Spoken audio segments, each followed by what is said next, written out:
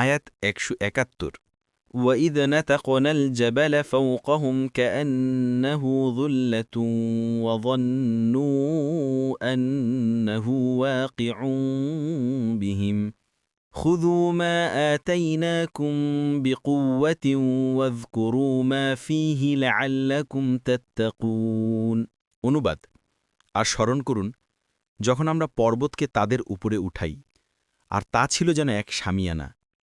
তারা মনে করল যে সেটা তাদের উপর পড়ে যাবে। বললাম, আমরা যা দিলাম তা দৃঢ়ভাবে ধারণ করো এবং তাতে যা আছে তা স্মরণ করো, যাতে তোমরা তাকওয়ার অধিকারী হও। তাফসির ১ নম্বর ফুটনোটের বিবরণ। অন্য আয়াতেও আল্লাহ তাআলা সেটা বর্ণনা করেছেন। তিনি বলেন, আর তাদের অঙ্গীকার গ্রহণের জন্য তুর পর্বতকে আমরা তাদের উপর উত্তোলন করেছিলাম। সূরা আন-নিসার ১৫৪ নম্বর আয়াত।